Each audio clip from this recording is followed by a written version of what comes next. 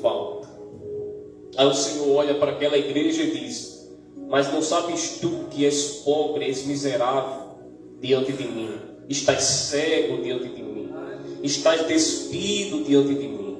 Então eles tinham o ouro da terra, mas o Senhor diz: o ouro que vocês precisam é o ouro provado no fogo da minha presença e da minha provação.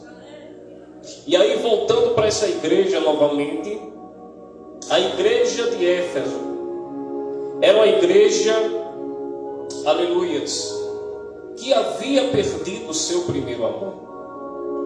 Então, há muitos crentes assim, muitos cristãos assim, eles estão na igreja, todos os cultos, está aqui dentro, está louvando, mas interiormente e espiritualmente ele já perdeu o fervor, ele já perdeu a conexão com o céu.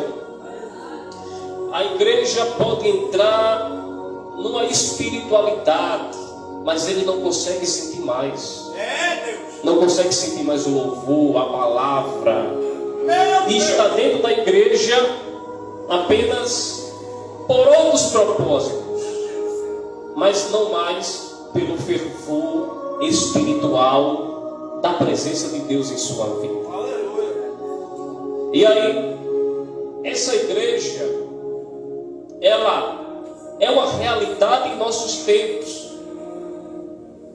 Pessoas que perderam o fervor dentro da igreja. E você vê, eu vejo muito andando por aí em muitas igrejas.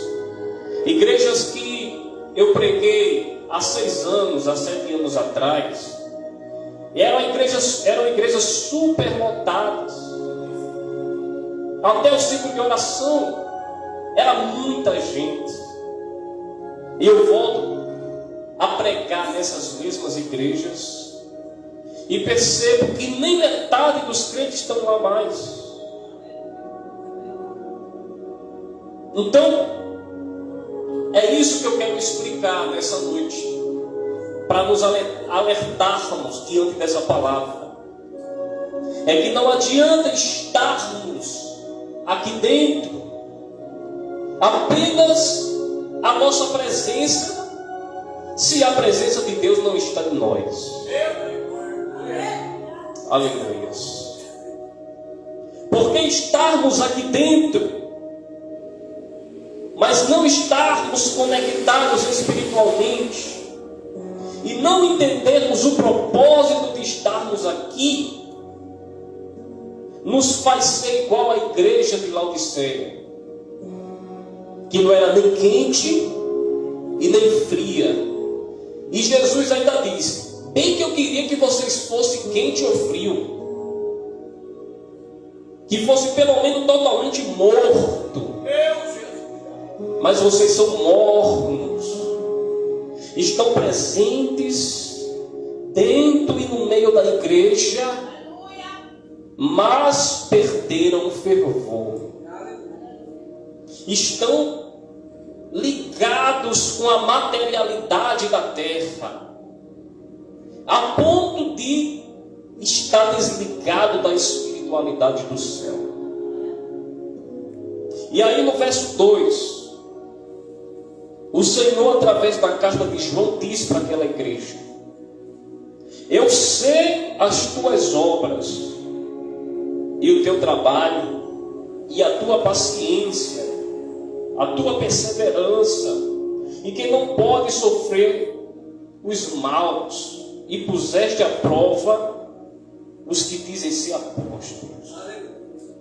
Aqui o Senhor está falando para aquela igreja: olha, eu conheço as tuas obras. Então, por que Deus teve esse cuidado com aquela igreja, dizendo: eu conheço as tuas obras? Porque por mais que aquela igreja tivesse perdido o temor, melhor dizendo, por mais que aquela igreja tivesse perdido o fervor, mas ela ainda tinha temor. E o temor a Deus fazia com que aquela igreja continuasse sendo fiel. Então Deus traz uma crítica àquela igreja, mas ela também traz um elogio. Então o temor daquela igreja permitia que, mesmo sem fervor, aquela igreja continuasse de pé, mesmo passando pelas perseguições. Então aquela igreja temia, e o temor ainda permitia que aquela igreja tivesse obras diante de Deus. Aleluia. Então o Senhor conhecia as obras dessa igreja. Então é esse motivo, nessa noite, que você ainda está permanecendo de pé. É porque o Senhor, Ele contempla as tuas obras. O Senhor, Ele conhece as tuas obras. Aleluia. Então as tuas obras diante de Deus é reconhecida por Ele. Então não temas diante das perseguições. Não tema diante dos problemas. Não tema achando que você está sozinho, que ninguém às vezes te compreende. Por essa palavra, alegre o teu coração, entendendo que o Senhor, Ele conhece as tuas obras. Ele contempla as tuas obras. Ele contempla os teus passos. Aleluias. Ele sabe do teu interior. Ele sabe da tua capacidade. Ele sabe da tua fragilidade. Ele conhece os seus limites. E é nos seus limites que o Senhor, Ele, aleluia, se manifesta na tua vida. Glória a Deus. Aquela igreja perdeu, meus irmãos, o fervor e o amor das primeiras obras. Mas mesmo perdendo o fervor, ainda continuava de pé. Ainda continuava obediente. Ainda continuava lutando contra as perseguições que havia aquela igreja. Porque mesmo no seu limite, o Senhor sustentava as forças daquela igreja. Então é no seu limite que Deus, Ele prova que é Ele que te sustenta. Porque no seu limite é onde chega no ponto que dali para frente você é falho. Você é incapaz. Você não tem forças porque é carne diante de Deus. E aí no teu limite é que aí, ao invés de você ir pelos seus passos, é o Senhor que anda por você. Ao invés de você ir pelas suas forças, é o Senhor que é a tua força. Ao invés de você ir pela tua fé, é o Senhor que renova a sua fé para você continuar no propósito de Deus sobre a tua vida. Então, saia com o teu coração alegre nessa noite, entendendo que você não está sozinho, entendendo que existe alguém no céu que está ouvindo e te contemplando 24 horas, falando por meio dessa palavra: eu conheço as tuas obras. Eu conheço as tuas forças. Eu conheço as tuas qualidades e os teus defeitos. E eu conheço até onde vai o teu limite e até onde você vai chegar e vai cair e vai precisar da minha mão para continuar te levando no propósito da sua vida. Glória a Deus. E aí aquela igreja, aleluias, a palavra diz no verso 2, continuando: eu sei as tuas obras e o teu trabalho e a tua perseverança, e que não pode sofrer os maus, e puseste à prova os que diziam ser apóstolos, mas na verdade não eram, e tu o achastes mentirosos. Então aquela igreja passava perseguição e passava um momento que tentavam embaraçar aquela igreja. Mas aí aquela igreja, ela pôs à prova homens, como diz aqui, que se diziam ser apóstolos, e descobriu aquela igreja que na verdade eram impostores dentro e no meio da igreja. Então tome cuidado, aleluia, porque há certas coisas que nós devemos pôr à prova para revelar sua verdadeira imagem, para revelar sua verdadeira face, para revelar o seu verdadeiro propósito. Então aquela igreja, ela pôs à prova, e assim o Senhor fala por meio dessa palavra: ponha à prova aquilo que está sobre a sua vida. Não aceite tudo, não aceite toda a palavra, não aceite todas as pessoas, não aceite estar em todos os ambientes, porque tem coisas que devemos pôr à prova para revelar se é de Deus ou se não é. Se vem para, aleluias, somar ou se vem para nos derrubar. E muitos crentes são derrubados exatamente por causa disso, porque não sabem pôr à prova a sua vontade, não sabem pôr à prova os seus propósitos, não sabem pôr à prova aquilo que ouve, aquilo que recebe, aleluias. Então o Senhor fala: ponha à prova o que está sobre a tua vida, aleluias. Antes da sua vontade, procure saber qual é a vontade de Deus sobre a tua vida, porque a vontade de Deus, ela está acima da sua própria vontade. O querer de Deus está acima do seu querer.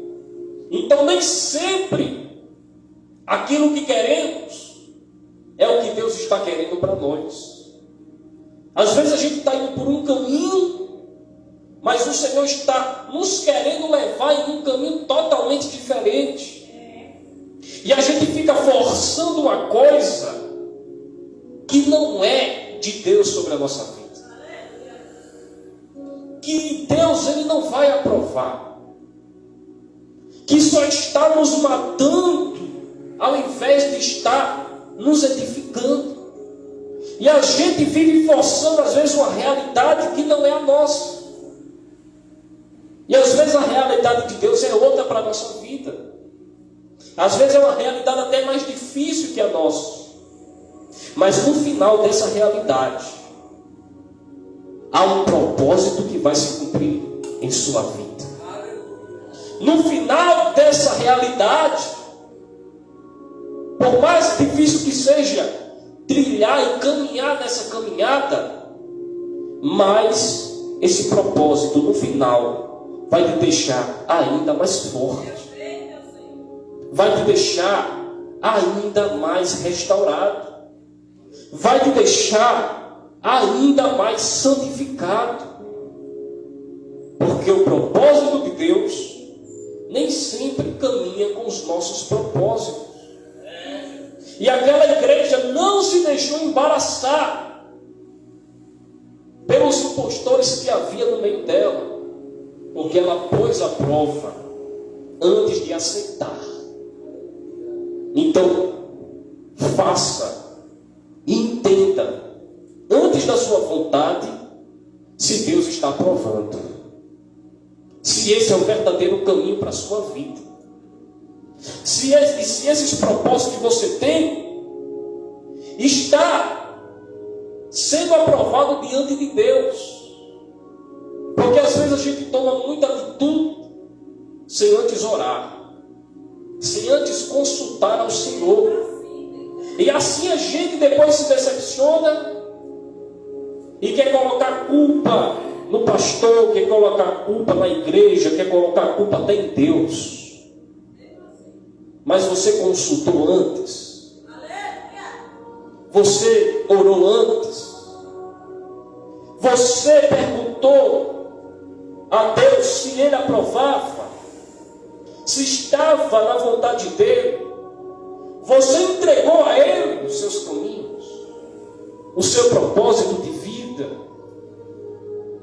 os seus desejos, seus sonhos, para não cair no embaraço. Então, ponha à prova aquilo que está sobre a sua vida. Aleluia. Aí o verso 3, ele fala: e sofrestes e tens perseverança, e trabalhastes pelo meu nome, e não te cansastes. Então a igreja de Éfeso, ela sofreu com paciência. Paciência é perseverança. Então aquela igreja trabalhava sem se cansar, porque ela olhava para Cristo e ela não saía do seu alvo. Aleluia. Então a igreja, ela não se cansava, porque ela tinha um alvo, e ela olhava para esse alvo. E poderia ter perseguições, cristãos morrendo, a perseguição era severa diante daquela igreja, mas o que sustentava aquela igreja é porque ela olhava para o alvo. Enquanto ela olhava para o alvo, que era Cristo, aleluias, aquela igreja tinha forças para suportar tudo. Aleluia. Às vezes acontece que no dia a dia você fica com a mente em tantas preocupações, em tantos problemas. No dia de amanhã, no próximo mês que vai vir, que isso acaba sugando tuas forças e você não percebe. Porque ao invés da tua mente estar focada no alvo da tua vida e da tua trajetória cristã, o dia inteiro você está se preocupando até com o dia de amanhã. Não é nem com hoje, é com o que vai acontecer daqui a 3 dias, semana que vem, os problemas que está para acontecer daqui a um mês, daqui a uma semana. E essa mentalidade de ficar o dia inteiro enchendo a mente com as preocupações que nem aconteceu ainda, acaba sugando suas forças sem você perceber. E aí você pergunta: eu não consigo orar mais como antes, eu não tenho mais a força de antes, eu não estou tendo mais o fervor de antes. Mas se você parar para você pensar, é porque a tua mente o dia inteiro fica se preocupando com coisas terrenas que nem dá para acontecer agora, e tira o foco da tua mente no reino de Deus e no foco espiritual da sua vida. Então o Senhor fala por meio dessa palavra aqui: você não tem que se preocupar com aqueles problemas que está para acontecer amanhã, depois de amanhã, daqui uma semana. Aleluias. O que você tem que se preocupar é em tua mente estar focada no reino de Deus. É em tua mente estar focada na tua vida espiritual. É em a tua mente estar focada, aleluia, no teu trabalho para o Senhor. porque é através disso que vai manifestar, aleluias, a restauração da sua vida. Aleluia.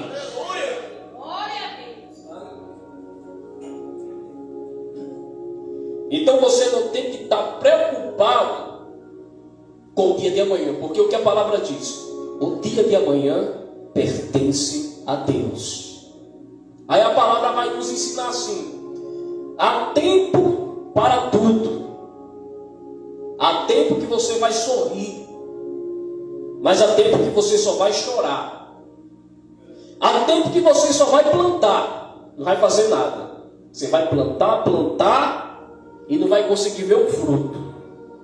Não vai colher nada. Aí você pergunta: será que eu estou plantando errado na minha vida? Não. É porque ainda não chegou o tempo de colher. Há um tempo que você joga as sementes. Há um tempo que essas sementes vão germinar. Aí vai vir um tempo que ela vai crescer. A árvore vai crescer. E vai estar em um processo de crescimento.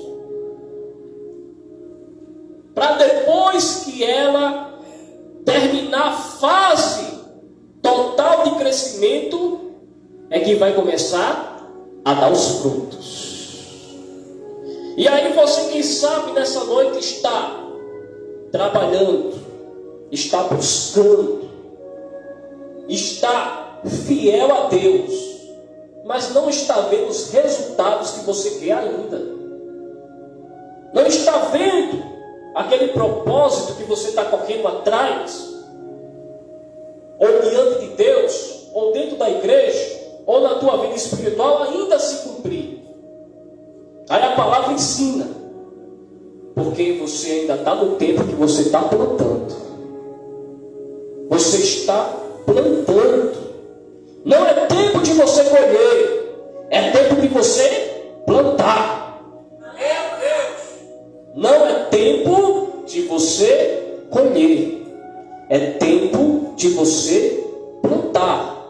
E no tempo certo, determinado por Deus, aleluias, é que você irá colher. Porque existe um tempo determinado. Mas também quando chega o tempo determinado por Deus, não há nada que venha impedir a colheita na sua vida. Às vezes é demorado, às vezes parece que é tardio, parece que está atrasado, mas não é. Deus não chega nem adiantado e nem atrasado. Ele chega no momento certo que você está precisando dele. Ele chega exatamente no momento a qual ele determinou na sua vida. E no tempo determinado, ele irá se manifestar e você irá entender o seu propósito. Louvado seja o nome do Senhor. Então, enquanto você está focado no alvo e no propósito, aleluias, mesmo sofrendo às vezes, mesmo cansado às vezes, mas você continuará perseverando, enquanto o teu coração e enquanto a tua mente, ao invés de estar preocupado com o dia de amanhã, com o mês que vem, com o ano que vem, se a tua mente estiver focada, aleluia, no propósito de Deus, na tua vida espiritual, no reino de Deus, apenas você servindo e não se preocupando com nada, isso irá te preparar para quando os problemas surgirem. Você vai estar preparado, você vai estar forjado, você vai estar pronto para enfrentar os teus problemas, porque você tem que preparar a tua vida espiritual. Não é a tua vida material, mas é a vida espiritual que vai sustentar o exterior e o que está à tua volta na vida material. Aleluia. Quando você passar a entender isso, você jamais será abalado por nada. Quando você entender que é interiormente que você tem que se preparar, nada no mundo exterior irá conseguir te abalar mais. Meu Deus. Aleluia. Porque aquela igreja poderia ter perdido até o amor, o fervor do primeiro amor, melhor dizendo. Mas o temor continuava. Suportava o sofrimento da perseguição. Porque aquela igreja não saiu do temor e continuou sendo fiel a Deus. Aleluia. Aí o verso 4 fala: tenho, porém, contra ti que deixaste a tua primeira caridade, ou o teu primeiro amor. A igreja de Éfeso, ela sofreu com paciência, ela trabalhava sem se cansar. Aleluia. Então os crentes de Efésios, aleluia, eles tinham abandonado o primeiro amor. Glória a Deus. Então, o Senhor, por essa palavra, Ele nos fala que não devemos abandonar o que nos fez chegar até aqui.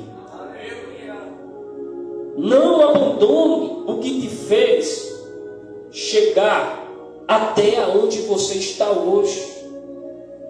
Porque há pessoas que elas estão até na igreja, mas, como eu falei, elas estão mortas espiritualmente. Estão vivas materialmente falando, mas mortas na essência espiritual. Então não perca a essência espiritual que está sobre a sua vida. Às vezes, muitas pessoas chegam em casa, aí vai logo para o celular, aí vai logo ligar a TV, saber o que está acontecendo. Aí vai logo na casa do vizinho resolver o problema. Aí vai logo se preocupar com aquele problema amanhã no trabalho. Mas não para se preocupar em ter um momento com Deus antes de dormir, para que venha suportar o dia de amanhã, para que venha estar preparado para o dia de amanhã, para que venha estar pronto para enfrentar o que vai acontecer no dia de amanhã. Porque a preocupação está sugando, aleluia, o tempo que deveria ser concedido a Deus. E aí muitos estão esfriando dessa forma. Liga a TV, começa a ver guerras acontecendo e começa a ficar preocupado. Vê a violência crescendo, vê tanta gente morrendo, vê tanta gente se afastando, o amor esfriando, o mundo no caos. E aí olha para aquilo e fica com a mente perturbada, fica preocupado como é que vai ser amanhã, como é que vai continuar a vida daqui a 5, daqui a 6, daqui a 10 anos. E aí a palavra diz que basta cada dia o seu mal. Então não devemos estar ansiosos pelo dia de amanhã. Basta estarmos focados no que devemos fazer no presente. Porque o que você vai fazer no presente é o que determinará o teu amanhã. O que você faz hoje é o que determinará o teu futuro. E aí você faz uma autoanálise hoje no teu coração. O que eu estou plantando para poder colher amanhã? E será que o que eu estou plantando está sendo certo? Eu estou plantando aquilo que Deus quer que eu plante? para colher, porque tem pessoas que plantam, mas acabam não colhendo, porque está plantando errado na sua vida, porque está plantando o que não deveria plantar, e aí colhe o que não queria colher também. Então, o que determina o nosso amanhã é o que a gente planta no nosso presente. Então não se preocupe com o teu amanhã. Não se preocupe com a semana, com o mês. Mas se preocupe em estar focado no que eu estou plantando no meu presente. Será que eu estou plantando o suficiente para colher amanhã? Será que eu estou plantando o que é certo para eu colher coisas boas na minha vida? Será que as sementes que eu estou jogando, aleluias, são sementes que vai dar fruto amanhã sobre a minha vida?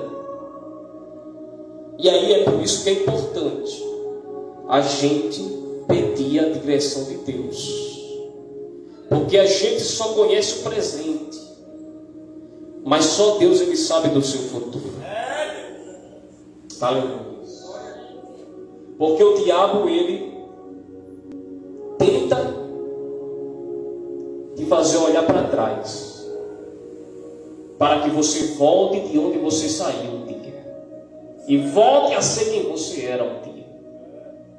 O presente já pertence a você, porque você sabe o que está acontecendo agora. Mas o futuro só pertence a Deus, porque é com o futuro que Ele já sabe e já determinou o que irá acontecer em nossas vidas. Aleluia.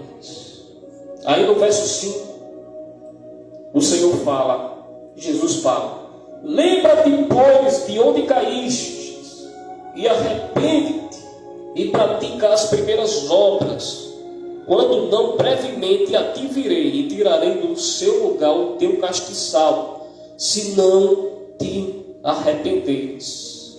Então, quando o Senhor falou que iria tirar o castiçal, estava dizendo que aquela igreja deixaria de existir se não se arrependesse, se voltasse ao primeiro amor.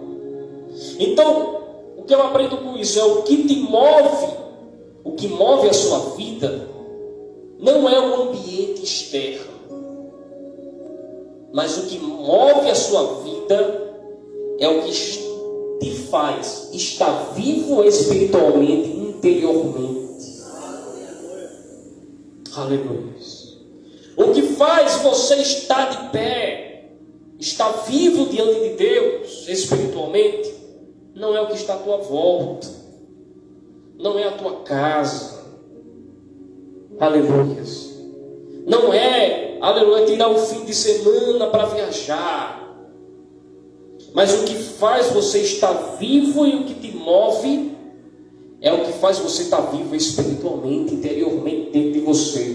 Porque o que está interiormente dentro de nós, espiritualmente falando, é o que vai manifestar exteriormente para a gente. Ter força, suportar com paciência, perseverar.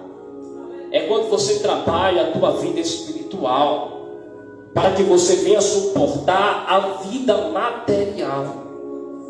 Aleluia. Então trabalhe o teu interior. Não, às vezes, até palavras nos influenciam para ficarmos maus. Alguma coisa que alguém falou, alguma coisa que falaram para você e aquilo te chateou, uma atitude que te chateou. E às vezes tem pessoas que por causa de uma palavra sai da igreja, se desvia, procura caminhos errados, Mas essa pessoa só fez isso porque ela se preocupou mais com o externo do que com o interno. Ela se preocupou muito com o que está à sua volta, na sua casa, no meio da sua família, no seu trabalho, no ambiente ao seu redor. E esqueceu de se preparar interiormente e espiritualmente. E isso fez com que essa pessoa caísse fácil, se decepcionasse fácil, fosse influenciada fácil, porque não se preparou interiormente. Então você, como crente, jamais deve se preocupar mais exteriormente falando, materialmente falando, do que espiritualmente falando. Primeiro, procure cuidar da sua vida espiritual, para depois você cuidar da sua vida material. Porque se você primeiro se preocupar com a sua vida material e esquecer do espiritual, você vai cair, você vai se embaraçar, você vai ter poucas forças diante de Deus. E aí qualquer coisinha vai te atingir. Qualquer palavra, qualquer atitude, qualquer ação que fizerem com você vai fazer você ficar fraco e frio espiritualmente. Então procure primeiro cuidar do seu espiritual, para que o teu espiritual venha cuidar do teu material, para que o teu espiritual venha sustentar a tua vida material, para que o teu espiritual venha cuidar da tua vida, de tudo aquilo que está no teu ambiente ao teu redor. É no espiritual que vai se revelar as tuas forças, e que você pode suportar. Aleluia. Louvado seja o nome do Senhor. Então os cristãos daquela igreja eram perseguidos, como diz a palavra, pois o evangelho, eles pregavam o evangelho fielmente e não se deixavam embaraçar, não aceitava aqueles embaraços dos impostores. Então o evangelho, como diz a palavra, foi crescendo muito naquela igreja, deixando apagado a religião daquela cidade. A religião pagã daquela cidade foi diminuindo, e a igreja foi crescendo com o evangelho naquela cidade, e aquela igreja foi resplandecendo. Aleluias. Porque a luz, ela não resplandece na luz. A luz, ela só resplandece aonde a escuridão domina. Aleluia. A luz, ela só resplandece aonde a escuridão domina. Então às vezes você, aleluia, é mais perseguido e sofre mais aonde você está resplandecendo. Louvado seja o nome do Senhor. Porque se fosse para deixar você na luz, você não seria luz. Mas é aonde as trevas dominam, é aonde há escuridão que você resplandece, que você é luz diante de Deus. Louvado seja o nome do Senhor. Então a luz, ela sempre, aleluia, vai resplandecer, porque sempre haverá um mover de mudança aonde você é luz. Sempre haverá um mover de mudança aonde você é luz. Você sendo luz vai incomodar. Você sendo luz vai ser perseguido, porque as pessoas vão olhar para você e ver que você é diferente. O mundo vai ver que você é diferente. Lá fora vão ver que você é diferente. E aí você vai às vezes ser perseguido, vai passar por provas. O mundo espiritual vai te perseguir, vai tentar matar a tua vida espiritual, porque você está resplandecendo, você está sendo algo diferente, você está sendo único naquele ambiente. E naquele ambiente que você está sendo único, você não está sendo igual àquele ambiente. E por você não estar sendo igual, vão tentar apagar a tua luz. Mas aí é quando você resplandece. É quando você é luz, você está resplandecendo. E você resplandecendo, você está fazendo com que aquele ambiente de escuridão também venha se tornar luz. Louvado e engrandecido seja o nome do nosso Deus. Então a conclusão dessa mensagem, para encerrar, aleluia, aqui do capítulo 2 de Éfeso é: primeiro, persevere e tenha zelo no propósito de Deus sobre a sua vida. Persevere e tenha zelo no propósito de Deus sobre a sua vida. Para não ser alguém que está apenas na igreja fisicamente, mas que está distante espiritualmente. Não se deixe levar por essa onda de esfriamento do amor e da espiritualidade, mas seja luz.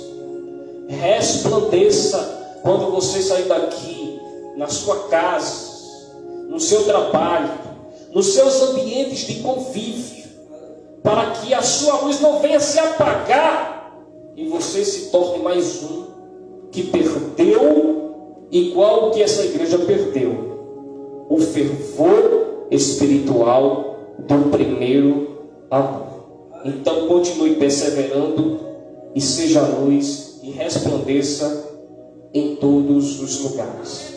Que Deus abençoe. Eu agradeço em nome de Jesus.